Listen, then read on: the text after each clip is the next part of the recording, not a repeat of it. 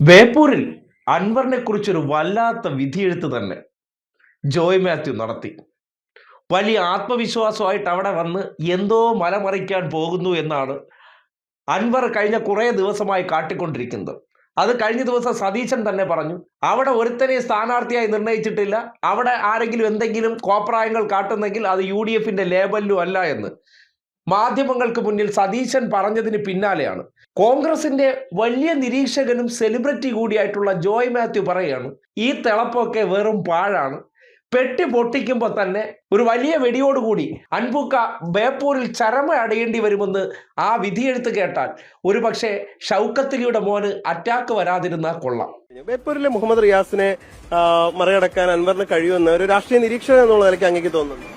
അതൊരു തികഞ്ഞ അൻവർ പരാജയമാവാനാണ് സാധ്യത.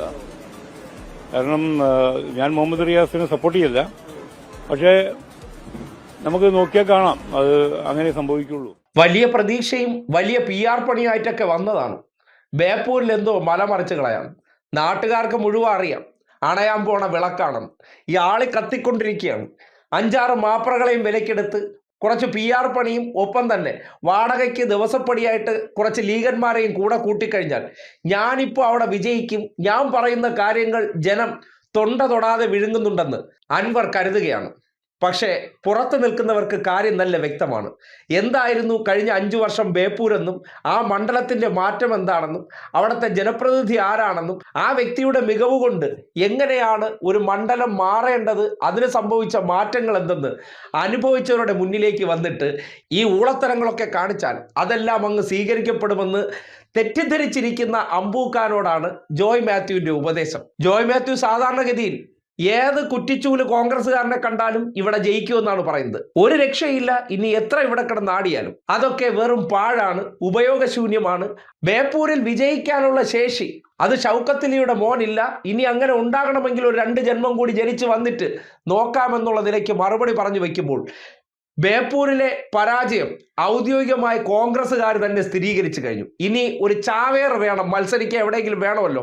ഗതി കിട്ടാതെ നമ്മൾ പിടിച്ചതിനകത്താക്കിയതാണ്. പോരാത്തതിന് സതീശന് നല്ല കലിപ്പുമുണ്ട്. സതീശനെ നാട് നീളെ അധിക്ഷേപിച്ചുകൊണ്ട് അതിൻ്റെ ഒരു കലിപ്പ് മനസ്സിൽ സൂക്ഷിച്ചിട്ടുണ്ട്.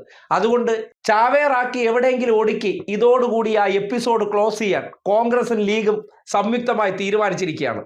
അതിനുവേണ്ടിയുള്ള ആ വിദഗ്ധ നീക്കത്തെയാണ് ജോയ് മാത്യുവിന്റെ തുറന്നു പറച്ചിലൂടെ പുറം ലോകം അറിഞ്ഞിരിക്കുന്നത്. കാണാൻ പോകുന്ന പൂരം എന്താണെന്ന് ഇതോടുകൂടി വ്യക്തമാകുകയാണ്.